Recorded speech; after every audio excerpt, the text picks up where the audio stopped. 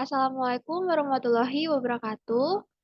Kami dari kelompok 11 dari kelas Kimia B 2021 Universitas Negeri Jakarta dengan mata kuliah Struktur dan Fungsi Biomolekul dengan dosen pengampu Profesor Dr. Mutiningsih Nurjayadi MSI.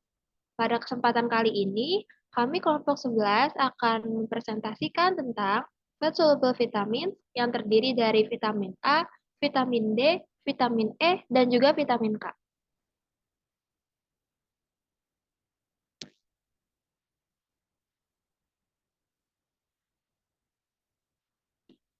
Untuk anggota kelompok kami terdiri dari Muhammad Adia Raihan, Sabrina Putri, dan juga saya Vinka Juniati Lestari.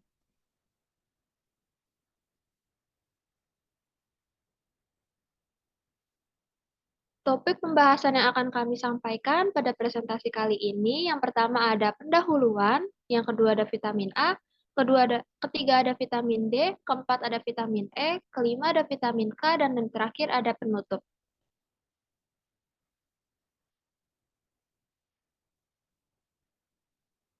Boleh di next. Yang pertama dimulai dari definisi vitamin. Vitamin sendiri adalah mikronutrien penting yang dibutuhkan oleh tubuh dalam jumlah yang sedikit untuk mendukung berbagai fungsi vital dalam tubuh. Vitamin ini, vitamin yang larut dalam lemak, disimpan di dalam hati dan jaringan lemak dan dihilangkan jauh lebih lambat daripada vitamin yang larut dalam air. Jadi, vitamin yang larut dalam lemak ini merupakan molekul hidrofobik apolar. Jadi, yang semuanya adalah derivat dari isopren. Molekul-molekul ini tidak disintesis dalam tubuh, disintesis tubuh dalam jumlah yang memadai, sehingga harus kita dapatkan dari makanan. Vitamin-vitamin yang larut dalam lemak ini memerlukan absorpsi lemak yang normal agar vitamin tersebut dapat diabsorpsi secara efisien. Boleh di next.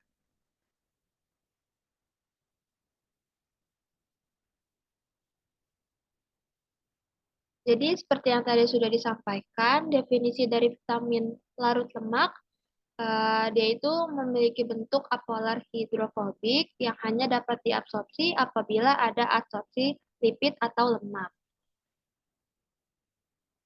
Boleh di next. Selanjutnya kita masuk ke perbedaan dari vitamin larut lemak yang akan kita bahas dan juga vitamin yang larut air.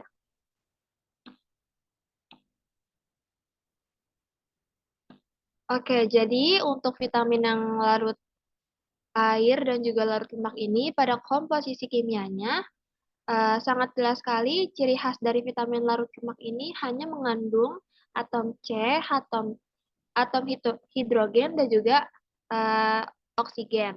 Nah, awal terjadinya ini untuk vitamin larut lemak pada jaringan tanaman berada dalam bentuk profit dan akan diubah menjadi vitamin ke dalam tubuh kita. Nah, kalau vitamin larut air ini tidak sebagai provitamin, tidak berasal dari profit, dan vitamin larut air ini ada di setiap jaringan hidup sehingga selalu tersedia. Lalu selanjutnya untuk perbedaan dari vitamin larut air ini, untuk fungsi fisiologisnya itu umumnya akan mentransfer energi, sedangkan vitamin larut lemak kebalikannya. Vitamin larut lemak ini tidak mentransfer energi. Untuk mekanisme penyerapannya, untuk vitamin larut lemak sendiri, vitamin ini akan diserap di usus halus bersama-sama dengan bantuan kilomikron dan misel. Penurunan penyerapan lemak, jika terjadi penurunan penyerapan lemak, maka akan terjadi penurunan penyerapan vitamin. Jadi kalau penurunan penyerapan lemaknya turun, otomatis eh, akan terjadi juga penurunan di penyerapan vitamin. Selanjutnya untuk mekanisme penyimpanan, vitamin larut lemak ini disimpan di dalam tubuh di mana lemak itu disimpan di dalam tubuh kita. Jadi di situ ada lemak, di situ ada vitamin, vitamin yang larut lemak. Selanjutnya untuk mekanisme ekskresi, vitamin larut lemak ini akan dikeluarkan melalui feses. Boleh dilanjut?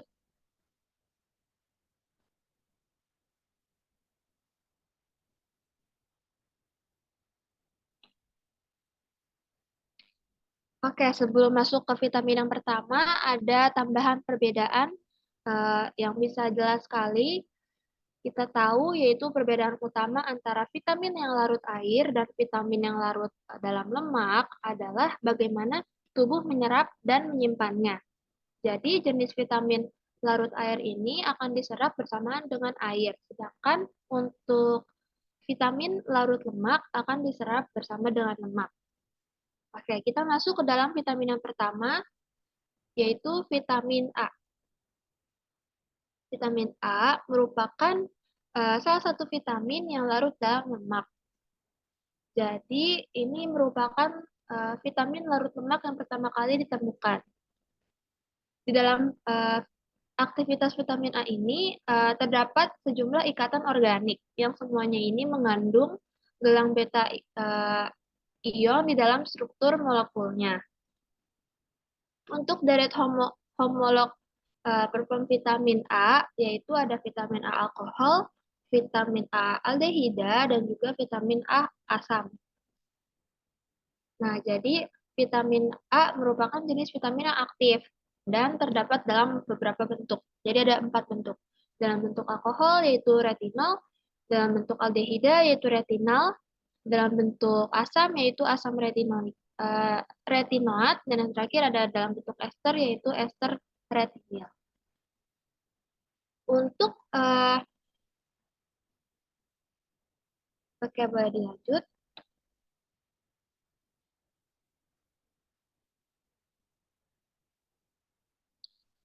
Yang pertama, untuk retinol sendiri, jadi retinol ini adalah vitamin A yang dalam bentuk vitamin A alkohol. Retinol ini digunakan dalam tata laksana defisiensi vitamin A. Jadi selain dalam bentuk retinol yang tadi sudah dijelaskan, vitamin A ini juga tersedia dalam bentuk retinal dan juga asam retinoik. Nah, vitamin A ini juga mempunyai provitamin yaitu karoten. Nah, jadi karoten ini atau beta karoten, jadi di dalam sayuran yang mengandung vitamin A ini terdapat provitamin dalam bentuk pigmen berupa warna kuning yaitu beta karoten. Nah, sumber alami beta karoten yang terdapat dalam alam itu terdapat pada sayur-sayuran dan juga buah-buahan seperti wortel, kangkung, brokoli, ubi jalar, labu, dan juga aprikot. Nah, selanjutnya pada layar tertera uh, struktur dari retinol, retinal, ester, ester retinil, dan juga asam retinoat. Oke, jadi yang pertama ada ester retinil. Bila dihidrolisis akan menjadi ester retinol dan juga asam lemak. Yang kedua, untuk retinol, bila dioksidasi akan berubah menjadi retinal. Dan retinal bila direduksi akan berubah menjadi retinol, jadi kebalikannya. Selanjutnya, yang ketiga, untuk retinal dapat dioksidasi menjadi asam retinoat. Dan yang terakhir, untuk ester retinil, retinol, dan retinal, ini sifatnya adalah interkonvertible. Boleh dilanjut?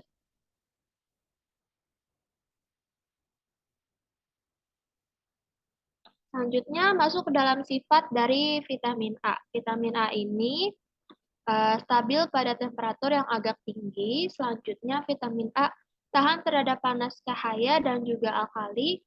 Tetapi vitamin A tidak tahan terhadap asam dan juga kondisi oksidasi. Dan secara kimia, vitamin A ini berupa kristal alkohol berwarna kuning dan larut dalam lemak atau berlarut lemak.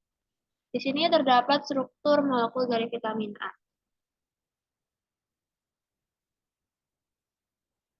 Oke, boleh dilanjut. Masuk ke dalam sumber vitamin A. Jadi di dalam ini banyak sekali sumber-sumber yang bisa kita jadikan sumber dari vitamin A. Untuk hewani, kita bisa dapat dari susu, dari keju, dari telur, dari hati, dari ikan, seperti ikan tuna dan juga ikan sarden. Untuk selanjutnya dari nabati, sumber vitamin A itu bisa kita dapatkan dari sayuran yang berwarna hijau, serta sayuran dan juga buah-buahan yang berwarna kuning hingga ke jingga, seperti sayur bayam, sayur buncis, sayur kacang panjang, selanjutnya ada wortel, tomat, jagung, dan juga lainnya. Ya, boleh dilanjut. Kita masuk ke dalam fungsi dari vitamin A. Seperti yang tadi disampaikan, vitamin A itu mempunyai provitamin yaitu karoten. Jadi untuk beta karoten sendiri ini mempunyai fungsi sebagai antioksidan lemak. Untuk macam vitamin A, yang pertama adalah retinol, itu bisa mempunyai fungsi dalam sistem reproduksi kita sebagai hormon uh, sterol. Selanjutnya, untuk penglihatan kita, dia menghasilkan pigmen prazat untuk penglihatan. Dan selanjutnya fungsi retinol ini juga dibantu oleh retinal. Lalu untuk asam retinoat mempunyai fungsi yaitu akan menimbulkan respon pada penambahan jumlah reseptor dan merangsang diferensiasi sel embrional secara reversibel dan akan menghambat pertumbuhan sel kanker pada manusia. Dan yang terakhir untuk macam vitamin A, ada retinal yang mempunyai fungsi untuk uh, dia mempunyai komponen penglihatan rhodopsin pada sel-sel batang di mata kita. Boleh dilanjut.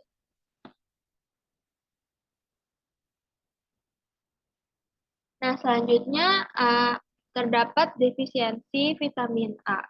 Yang pertama bisa menyebabkan buta senja, lalu bisa menyebabkan gangguan pertumbuhan pada tubuh, dan juga perubahan pada kulit, serta dapat menurunkan sistem imun pada manusia. Boleh dilanjut.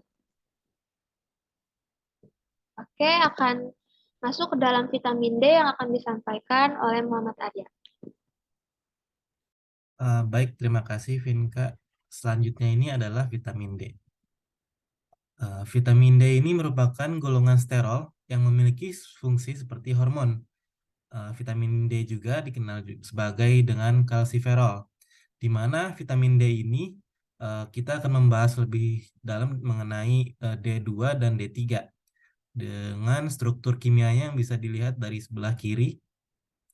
Yang di atas itu merupakan vitamin D2 di mana kita bisa mendapatkannya dari ergosterol yang diradiasikan dengan sinar matahari atau UV.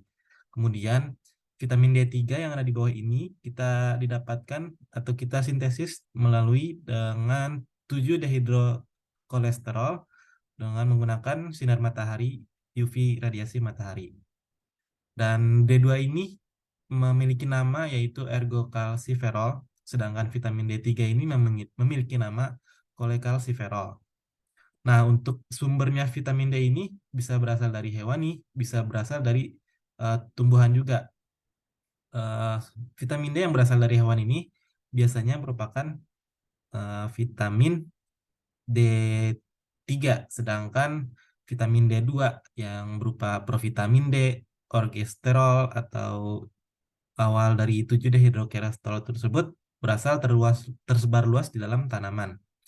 Nah, makanan yang bisa mengandung vitamin D itu ada kuning telur, hati, minyak ikan, dan masih banyak lainnya. Sedangkan yang mengandung vitamin D2 ini ada jamur, eh, kacang-kacangan, dan masih banyak lainnya. Boleh di next.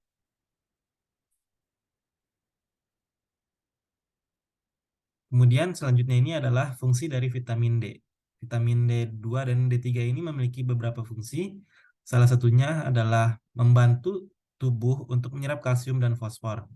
Di mana ketika tubuh menyerap kalsium dan fosfor yang lumayan sesuai dengan dosisnya, maka kalsium tulang yang ada dalam tubuh kita akan sehat. Sehingga bisa dikatakan vitamin D ini dapat mengontrol homeostasis kalsium dengan meningkatkan absorpsi kalsium di intestinal, menurunkan ekskresi kalsium, dan memobilisasi bone mineral. Kemudian vitamin D juga ini meningkatkan sistem pertahanan atau imun tubuh, sehingga tubuh yang memiliki dengan vitamin D yang cukup banyak ini eh, jarang terkena penyakit.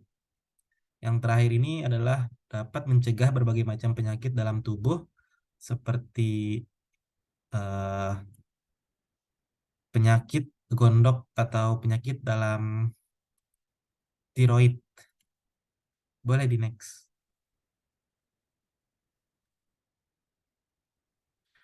Nah, selanjutnya ini adalah defisiensi vitamin D atau kekurangan vitamin D, di mana salah satunya dan satu atau dua contohnya adalah rickets dan osteomalacia. Rickets ini terjadi pada anak-anak dengan gejalanya adalah seperti gambar. Kita dapat melihatnya bahwa terjadi pembengkokan pada tulang, entah itu keluar atau ke dalam, yang seharusnya tulang itu lurus dari pangkal paha. Kemudian rickets ini ditandai dengan pertumbuhan yang lambat, lemah, dan tulang yang bengkok yang sudah dijelaskan, dan pembungkukan akibat menopang berat badan. Sehingga biasanya anak-anak yang mengalami gejala ini tubuhnya pendek dan memiliki kaki yang bengkok. Dan yang kedua ini adalah osteomalacia yang terjadi biasanya pada orang-orang dewasa. Bisa terjadi karena bisa dilihat struktur dari tulangnya ini lebih banyak ruang atau lebih kopong daripada yang tulang normal. Jadi bisa dikatakan ini seperti pengeroposan tulang, di mana akibatnya adalah terjadi penurunan tulang, pelenturan tulang, sehingga tulang ini dapat bengkok dan terjadi pelemahan otot proksimal dan kerapuhan tulang. Makanya rickets dan osteomalacia ini hampir sama, yaitu tulangnya akan bengkok karena kekurangan vitamin D. Boleh dilanjut. Nah, selanjutnya ini adalah kelebihan vitamin D, di mana tanda-tanda khas yang dimiliki oleh seseorang yang memiliki kelebihan vitamin D adalah hiperkalsemia, seperti lemah, sakit kepala, nafsu dan kurang makan, diare, muntah-muntah, gangguan mental, dan pengeluaran urin yang berlebihan. Makanya dari itu kita harus mengkonsumsi vitamin D sesuai dengan kebutuhannya masing-masing. Boleh di next. Selanjutnya ini akan kita bahas adalah vitamin E. Vitamin E ini secara garis besar mengarah pada senyawa tokoferol dan tokotrienol, di mana vitamin E mengandung 8 tokoferol alami, namun yang paling aktif adalah alfa tokoferol atau Lippincott biochemistry. 8 jenis tokoferol yang penting dalam makanan adalah alfa, beta, gamma, delta tokoferol, dan alfa, beta, gamma, delta tokotrienol. Dan strukturnya bisa dilihat seperti gambar pada di layar, yaitu sebelah kiri adalah tokotrienol, yang kanan ini adalah tokoferol. Boleh di next.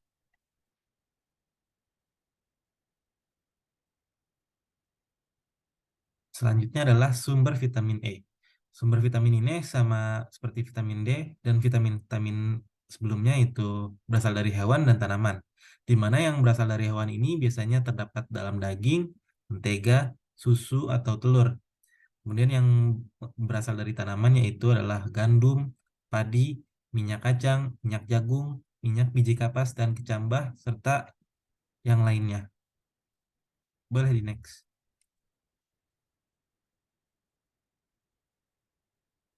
Selanjutnya ini adalah fungsi dari vitamin E. Fungsi dari vitamin E ini sebagai antioksidan dan kofaktor. di mana maksudnya adalah vitamin E dapat mencegah kerusakan elemen-elemen seluler dan subseluler oleh peroksidase. Sedangkan kofaktor ini maksudnya adalah sebagai pentransfer elektron dalam respirasi sel dan membran eritrosit. Yang kedua ini adalah sebagai yang dapat mempertahankan integritas otot-otot, jaringan hati, dan sel darah merah, sehingga organ-organ tubuh yang berasal dari jaringan otot ini, jaringan hati, itu lebih sehat daripada yang kekurangan vitamin E. Yang terakhir ini adalah menstabilkan senyawa aktif yang lain seperti vitamin A, hormon, dan enzim terhadap oksidasi. Sehingga vitamin A, hormon, dan enzim ini eh, lebih stabil daripada eh, eh, yang kekurangan vitamin E. Boleh next.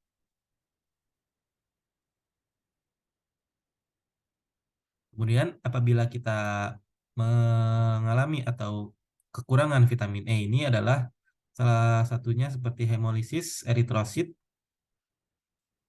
yaitu dia eritrositnya ini akan mengalami lisis atau pecah sehingga darah merah ini tidak akan disalurkan dengan baik ke seluruh tubuh sehingga tubuh dapat mengalami lemah-lemah atau hal lainnya. Kemudian adalah yang kedua sindroma neurologik, di mana sindrom neurologik ini biasanya terjadi pada saraf-saraf otak neuron sehingga bisa mengakibatkan gangguan pada jaringan lain, organ-organ lain karena saraf ini kan saraf otak ini eh, menge- tersebar kemana-mana di dalam tubuh kita.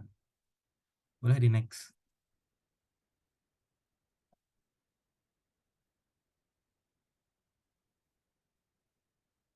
Dan yang selanjutnya ini adalah apabila kita kelebihan vitamin E.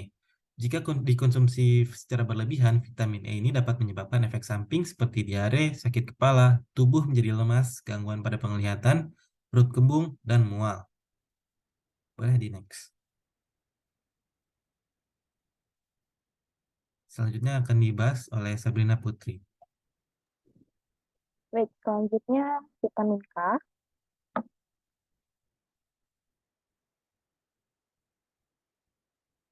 Vitamin K ini atau coagulation, jadi huruf K dalam vitamin K ini adalah singkatan dari coagulation, di mana sebuah istilah Denmark untuk pembekuan. Vitamin K ini berperan aktif secara luas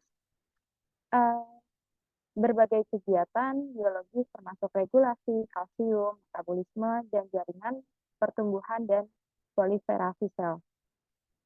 Kelompok senyawa yang bersatu untuk mensintesis protein yang berperan untuk membekukan darah. Vitamin K juga aktif secara luas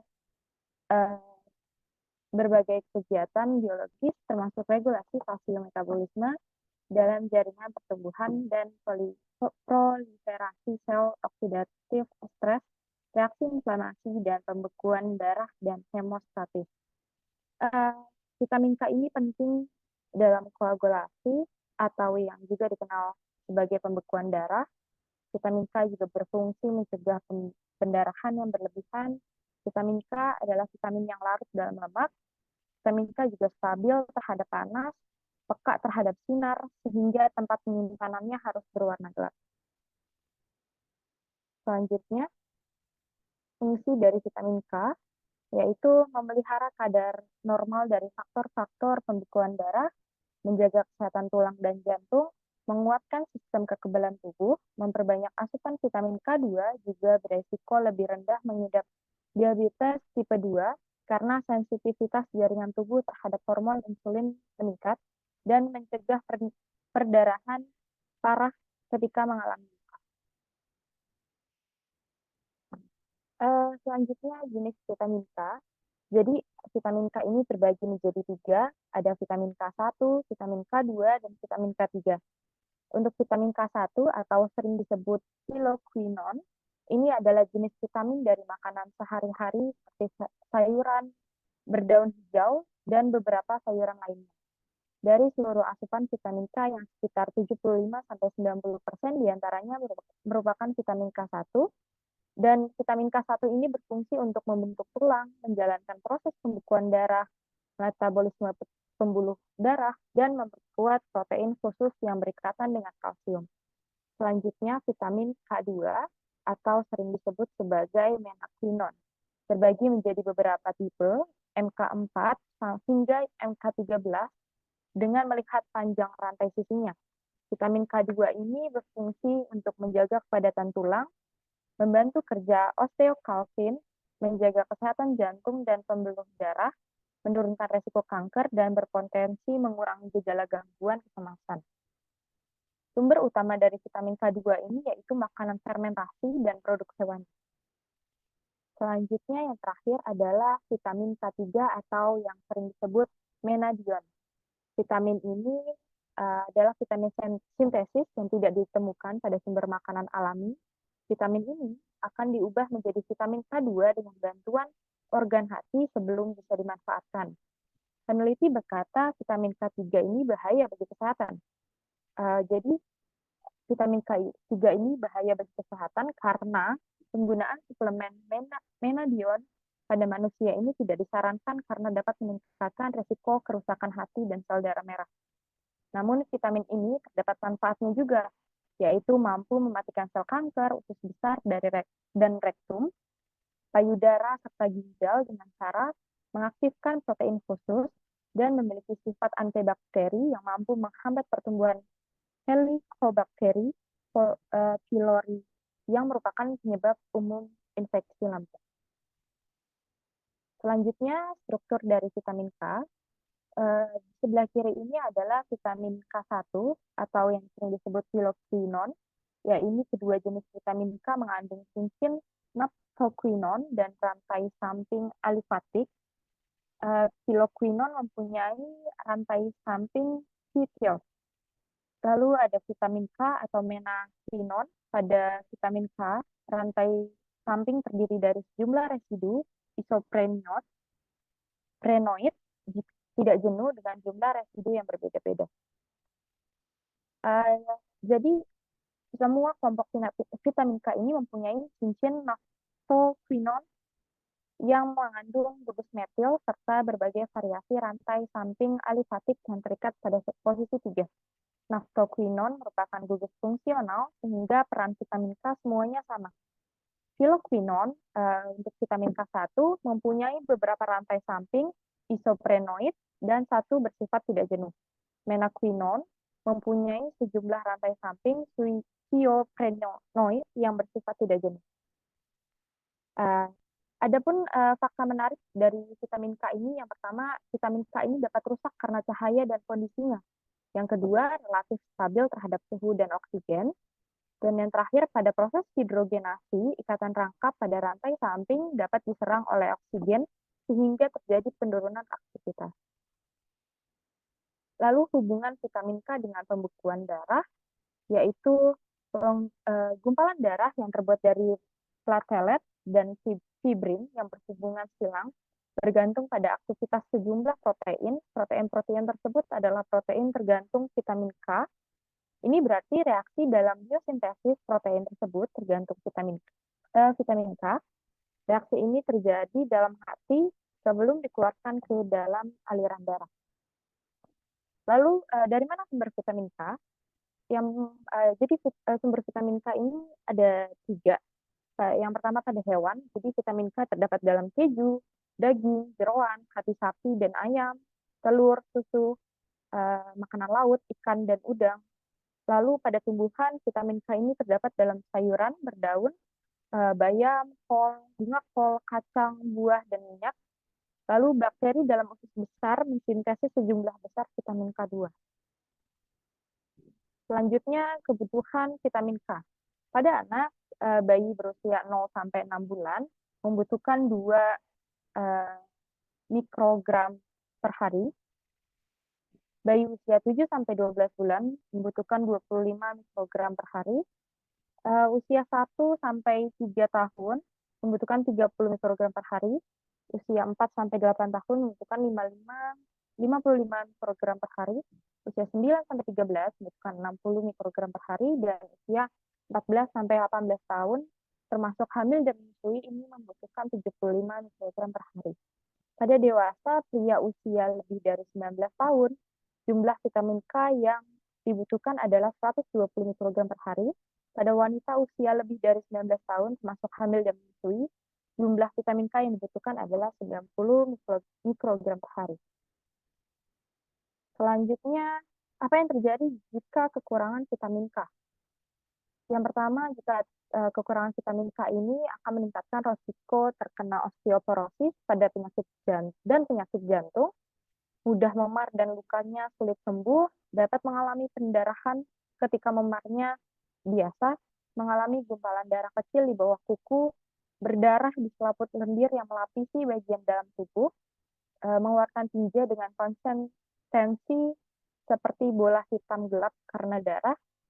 Lalu kekurangan vitamin K pada bayi yaitu pendarahan di bagian tali pusat yang dipotong, pendarahan pada kulit di saluran pencernaan dan di hidung, pendarahan di area lain di tubuh, kelebihan perdarahan pada penis jika bayi disunat saat lahir, terus pendarahan tiba-tiba di otak yang dapat mengancam jiwa. Kelebihan vitamin K, menurut Johanna Dinier de Lemoine, peneliti senior di kantor suplemen diet National Institute of Health, tidak ada manfaat dari mengonsumsi